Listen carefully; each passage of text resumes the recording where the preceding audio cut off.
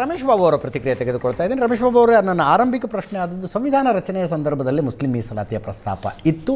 Muslim ಲೀಗ್ನವರು ಆ ಪ್ರಸ್ತಾಪ ಮಾಡಿದ್ರು. ಅದನ್ನು ಡಾಕ್ಟರ್ ಬಾಬಾ ಸಾಹೇಬ್ ಅಂಬೇಡ್ಕರರು ವಿರೋಧಿಸ್ತಾರೆ, ಜೊತೆಗೆ ಸರ್ದಾರ್ ವಲ್ಲಭಭಾಯಿ ಪಟೇಲರು ವಿರೋಧಿಸ್ತಾರೆ. ಅಂಥದ್ದನ್ನು ಸಂವಿಧಾನ ಬಂದು 75 ವರ್ಷಗಳಾದ ನಂತರ ನೀವು ಮತ್ತೆ ತರ್ತಾ ಇದ್ದೀರಿ ಅನ್ನೋ ಆರೋಪ ಕಿರಣ್ ರಿಜಿಜು ಮಾಡಿದ್ರು. ನೀವು ಭಾಳ ಸ್ಪಷ್ಟವಾಗಿ ಡಿ ಕೆ ಶಿವಕುಮಾರ್ ಹೇಳಿದ್ದನ್ನು ತಾವು ಚರ್ಚೆ ಮಾಡಿದ್ದೀರ. ಹೌದು, ಅವರು ಇವತ್ತು ಸಹ ಕ್ಲಾರಿಫಿಕೇಷನ್ ಕೊಟ್ಟಿದ್ದಾರೆ. ಆ ಥರದ ಉದ್ದೇಶದವ್ರು ಮಾತಾಡಿಲ್ಲ, ಮಾತಾಡೋ ಅವಶ್ಯಕತೆನೂ ಅವ್ರಿಗಿಲ್ಲ. It is very clear. ಮತ್ತು ನಡ್ಡಾರವ್ರ ವಿಷಯವನ್ನು ತಾವು ಪ್ರಸ್ತಾಪ ಮಾಡಿದ್ರಿ. ಆಗಲೇ ಸನ್ಮಾನ್ಯ ಜೈರಾಮ್ ರಮೇಶ್ ಅವರು ನಡ್ಡಾರವ್ರ ವಿರುದ್ಧ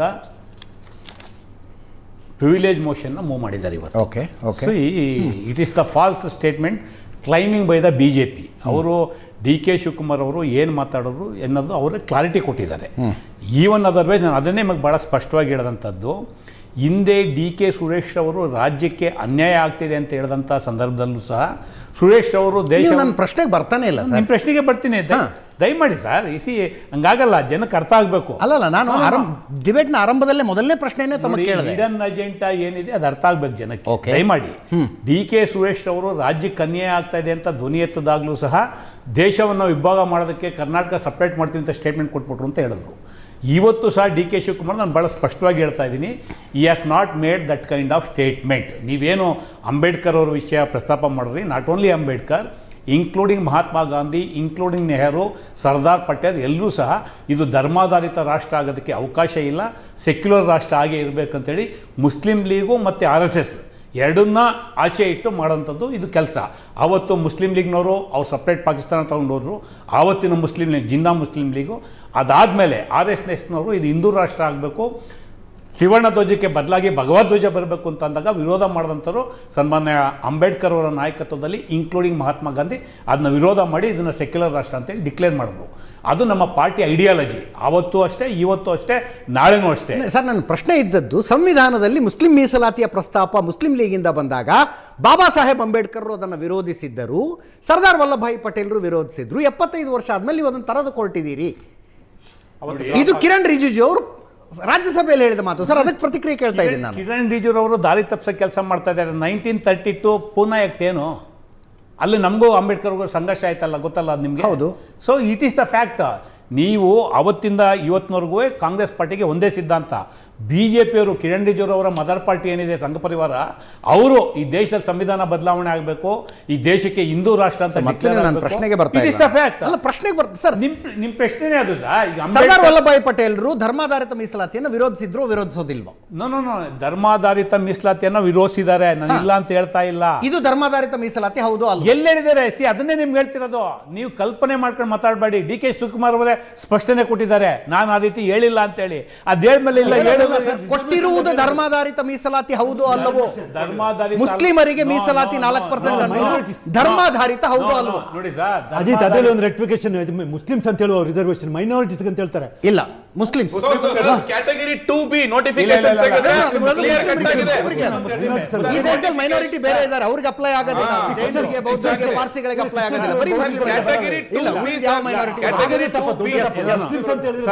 ಶಂಕರ್ ಶೆಟ್ರೆ ಇಲ್ಲ, ಮುಸ್ಲಿಂ ಅಂತೆಲ್ಲ ಕೊಟ್ಟಿರೋದು. ಶಂಕರ್ ಶೆಟ್ರೆ ಕನ್ಫ್ಯೂಸ್ ಮಾಡ್ಕೊಳ್ಳೋದು ಬೇಡ.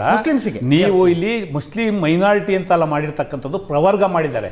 ಎಕನಾಮಿಕಲಿ ವೀಕರ್ ಸೆಕ್ಷನ್ ಬೈಫರ್ಗೇಟ್ ಮಾಡ್ಬೇಕಾದ್ರೆ ಕರ್ನಾಟಕದಲ್ಲಿ SC ST category 1, category 2A 2B ಈ 5 ಕ್ಯಾಟಗರಿ ಮಾಡಿ ಆವತ್ತು 94ರಲ್ಲಿ, ಅದು ಮುಂಚೆ ಚಿನ್ನಪ್ಪರೆಡ್ಡಿ ಕಮಿಷನ್ ಬಂತು, ವೆಂಕಟಸ್ವಾಮಿ ಕಮಿಷನ್ ಬಂತು, ಆವನೂರು ಕಮಿಷನ್ ಇತ್ತು, ನಾಗನೂರು ಕಮಿಷನ್ ಇತ್ತು, ಅವೆಲ್ಲ ಆಮೇಲೆ ರಿಸರ್ವೇಷನ್. ಆ ರಿಸರ್ವೇಷನ್ ಪ್ರೋಸೆಸ್ಸಲ್ಲಿ ಮಾಡಿರ್ತಕ್ಕಂಥದ್ದು ಧರ್ಮಾಧಾರಿತ ಅಲ್ಲ.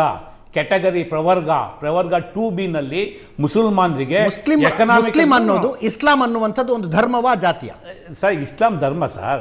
ನಾವು ಪ್ರವರ್ಗ ಮಾಡಿರ್ತಕ್ಕಂಥದ್ದು ಅವತ್ತು 2B ಅಂತ ಮಾಡಿರ್ತಕ್ಕಂಥದ್ದು. ಅವ್ರು ಮುಸ್ಲಿಂ ಅಂತ ಅಲ್ಲ. ನೀವು by community they are Muslim, but category ಮಾಡಬೇಕಾದ್ರೆ SC ST 2A 2B ಈ ಥರ ಕ್ಯಾಟಗರಿ ಮಾಡಿದಂಥ ಸಂದರ್ಭದಲ್ಲಿ 94ಅಲ್ಲಿ ಅದು ಎಲ್ಲ ನಿಮ್ಮ ಕೋರ್ಟ್ಗಳಲ್ಲಿ ಹೋದಂಥ ಸಂದರ್ಭದಲ್ಲಿ ಅಕ್ಸೆಪ್ಟ್ ಮಾಡಿದ್ದಾವೆ.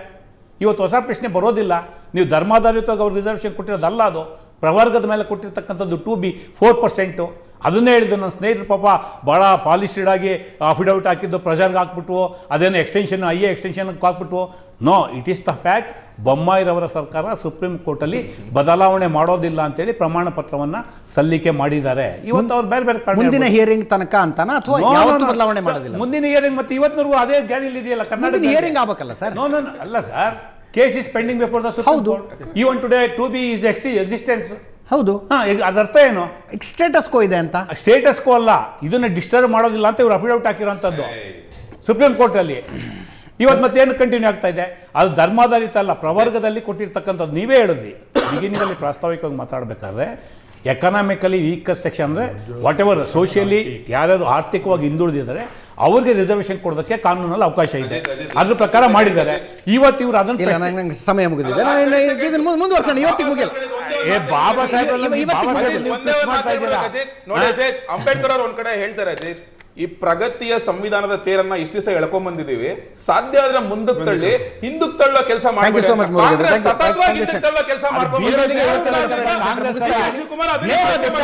ಸುದ್ದಿಗಾಗಿ ನೋಡ್ತಾ ಇರಿ ಏಷ್ಯಾನೆಟ್ ಸುವರ್ಣ ನ್ಯೂಸ್.